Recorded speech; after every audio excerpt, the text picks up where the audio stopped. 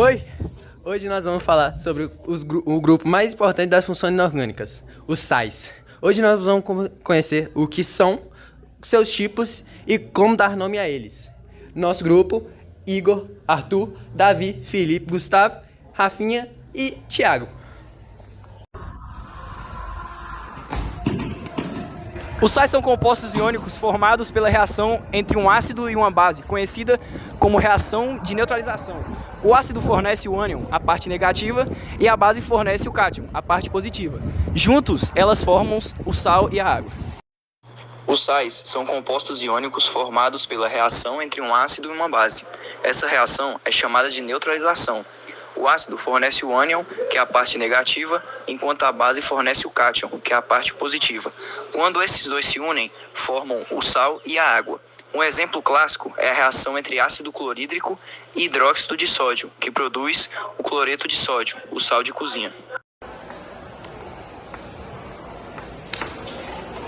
Bom, o sal normal é aquele que não sobra nem OH- nem H+.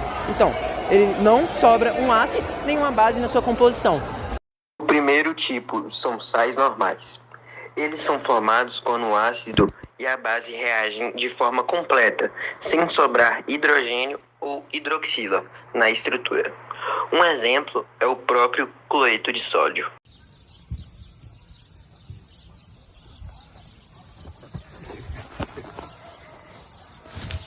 Os hidrogenossais são hidrogênios ionizáveis. Isso acontece quando o ácido não é totalmente neutralizado. Agora vamos falar dos hidrogenossais. Eles são formados quando o ácido não é totalmente neutralizado. Então, o sal ainda possui hidrogênio ionizável na sua estrutura. Um exemplo é o hidrogenosulfato de sódio. Os hidroxissais possuem grupos hidroxilas, OH-, ainda presentes na estrutura. Isso ocorre quando a base não é totalmente neutralizada. Os hidroxissais aparecem quando a base não é totalmente neutralizada. Isso significa que o sal ainda mantém grupos hidroxilas, ou OH, na sua estrutura. Um exemplo é hidroxicloreto de magnésio.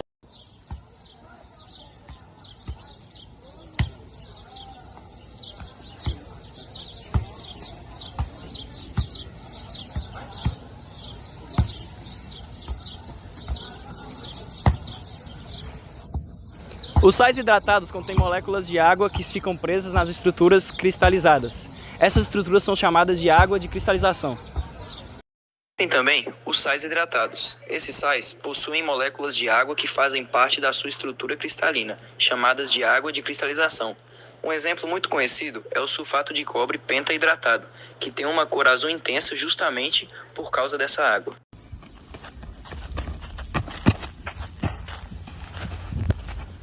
Quando os sais hidratados perdem sua água de cristalização, eles se tornam sais anidros. Ou seja, sais anidros são aqueles sais que não possuem água na sua composição.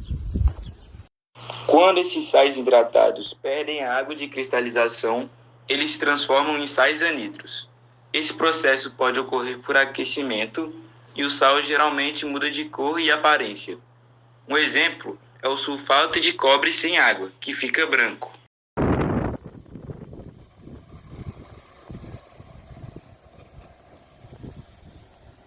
Os sais duplos são formados por dois cátions diferentes no mesmo ânion. Eles se formam quando dois sais combinam.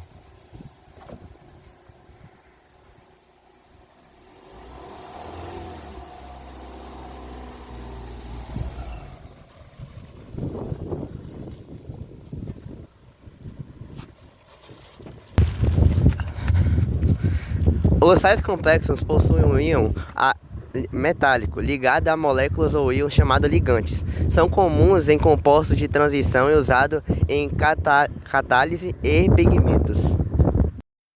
Temos também os sais duplos. Eles são formados por dois cátions diferentes, unidos ao mesmo ânion. Um exemplo é o alumínio de potássio e alumínio, usado em processos de purificação. São os sais complexos. Eles apresentam um metal central ligado a ligantes, formando estruturas maiores chamadas complexos. Um exemplo é o tetramineocobre sulfato, que é um sal de cor azul muito forte.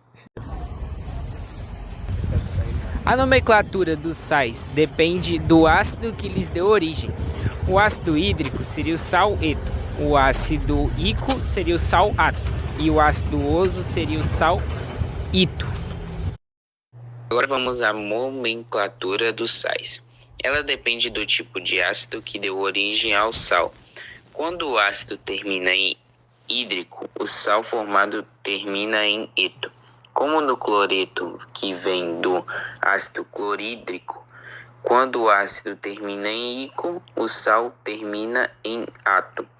Como o sulfato, que vem do ácido sulfúrico, por isso, quando o ácido termina em osso, o sal termina em ito, como o sulfito,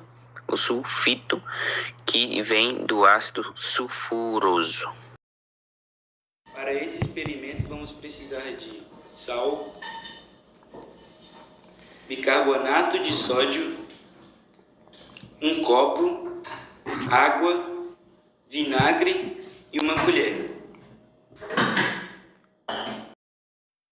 Primeiro, colocaremos um pouco de água e bicarbonato de sódio no copo e depois misturamos com a nossa colher.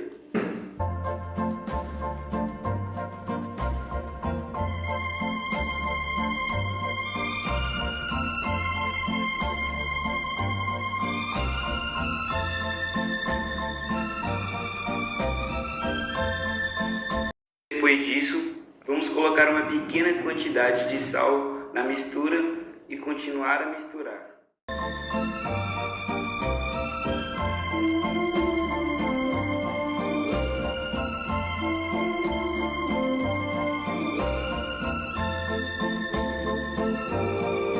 Após todos esses procedimentos, vamos colocar o vinagre na mistura e podemos observar que, ao adicionar o vinagre, a mistura reage formando pequenas borbulhas. Isso acontece pela reação dos sais com o ácido, que é o vinagre nesse caso.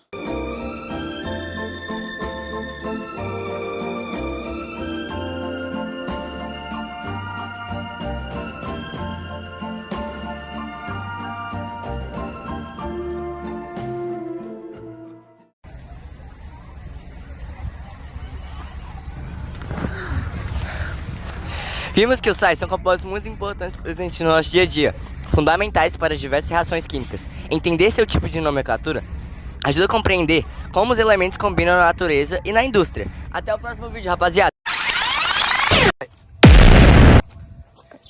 Os hidróxidos.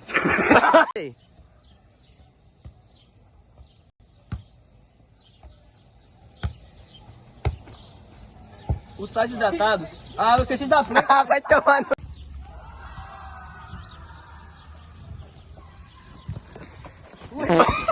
Os hidrogênios. Não tá gravando. Vai. Os sais são...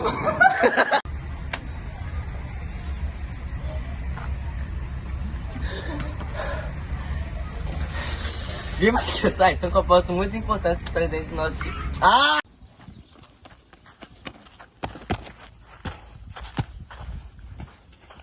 Quando os sais hidratados perdem sua água de ou não?